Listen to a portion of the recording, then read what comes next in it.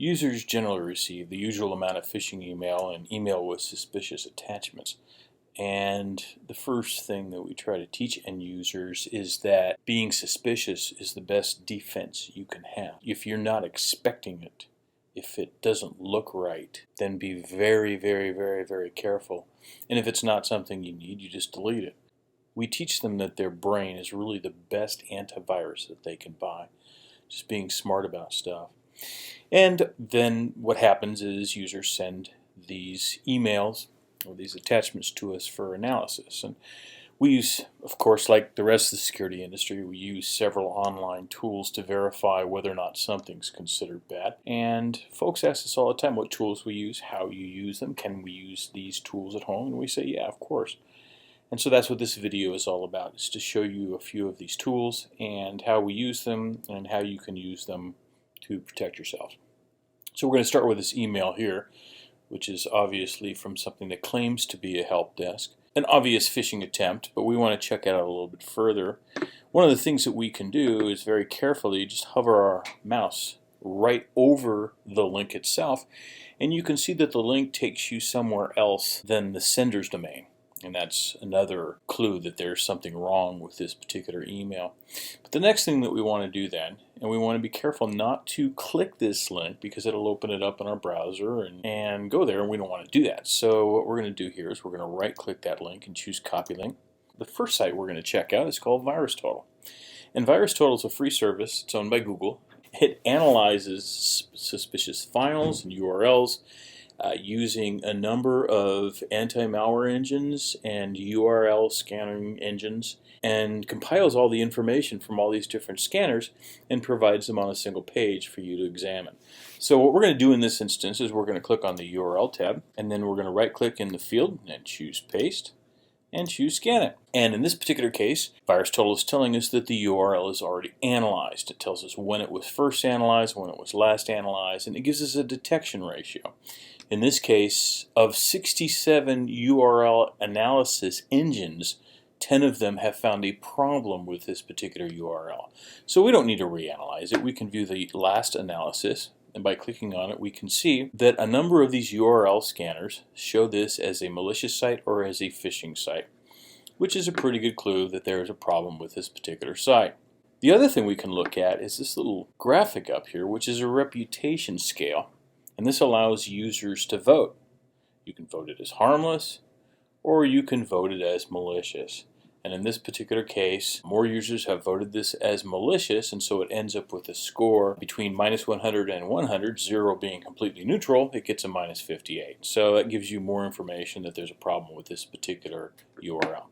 You can also click on additional information and see a little bit more information about the website. The next link we want to examine is this rather interesting looking one. We're not sure what it's about, but we're going to again copy that link.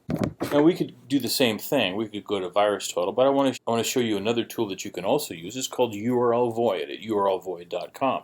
And this is a website reputation checker tool, and it's a free service that uses online reputation tools, gathers information from the scanning results of these various tools, and provides it for you based upon the website that you enter into it.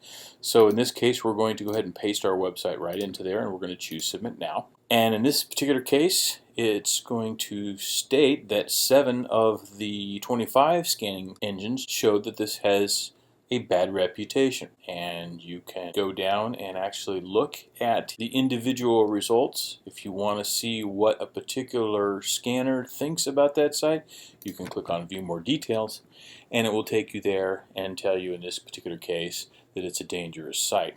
You can do the exact same thing if you only have the IP address using IP Void, an IP address blacklist checker tool. And it uses blacklists and IP reputation services to determine the safety of IP addresses. The other tool that I really like is called URL Query. And this particular site will actually scan a URL that you paste into it and do some detection of web-based malware. It'll detect what JavaScript's doing. It'll tell you where this particular site is going to send your browser. If I click go, it's going to queue it for analysis, but in the interest of time right now, I'm going to use one of the URLs that's previously been analyzed. And in this particular case, we're going to click on one, and we're going to see the result. Now what's interesting here is this particular one tells us the report is complete, that no alerts were detected in this particular one. It shows us that these two intrusion detection engines don't have any alerts that they found on this website, and that none of these blacklists determined that this website was anything bad. But what I like the most about this particular site is that it actually shows you the HTTP transactions that happen if you were to go to this website that you're checking out. In other words, when you go to this website, it shows you exactly where this website is going to send your browser, other locations it's going to send it for content. Very, very useful, and you can see that when you go to a website, you're really going to multiple sites. And then another really cool thing is you can actually see what the web page looks like without even going to it. Very neat that it creates a screenshot for you to look at. So if you have received a phishing email asking you to reset a password, generally when you submit it to URL query and then you look at this picture, it's going to show probably an Outlook web access interface or some interface where it's going to try to harvest your password. Let's take a look now at an attachment. In this particular case, we have an email that claims an invoice is due, and obviously this would be suspicious. But we're going to take this document, we're not going to open it. So we're going to right-click this document and choose Save As, and we'll save it to our Downloads directory. Then we're going to go back to our trusty VirusTotal. And in this case, we're going to make sure we're on the File tab, and we're going to click Choose File. And we're going to double-click that file and tell VirusTotal scan it. Now there's a number of other tools that you can use to upload files, but I just wanted to show you the basic way to upload a file for now.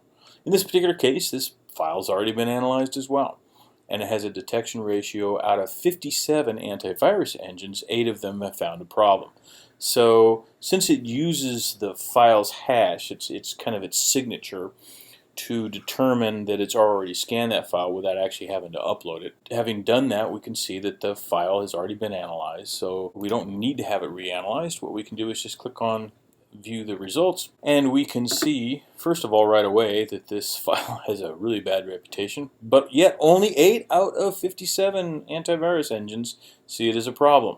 That's just the state of the antivirus industry and something we have to live with. But it does show that several of them see this as looks like macro malware. That's a great name. Basically determining that the file is macro malware. And we can click on File Detail, and it'll tell you the properties of why it appears to be a problem. In this case, makes use of macros, automatically runs commands, tries to execute code from DLLs, may try to download additional files from the internet, and various other things. So you can find out a lot about the document. One of the other really cool uses of VirusTotal is using it to analyze any kind of software that you may want to download onto your system and either install or use in some manner. Download it to disk and then upload it to VirusTotal. See if VirusTotal finds any problems. You can do this with reputable known software as well as the not so sure if it's really good kind of software. And one of the things you'll find that's interesting is oftentimes these engines will find a little bit of spyware inside of software, even though they may not find malware. But you'll see that there's adware built in, various other things that you may not be interested in having as part of the software that you're trying to install. So VirusTotal gives you that capability to see that before you actually run the installation. And VirusTotal also has an API. It has tools that allow you to submit files directly from the file system on your computer. And it also has the ability to check Windows process files, and it can do that through the sysinternals tool Process Explorer, and you can learn a little bit more about that by watching my video on malware hunting. So hopefully this has been helpful. Have a good day.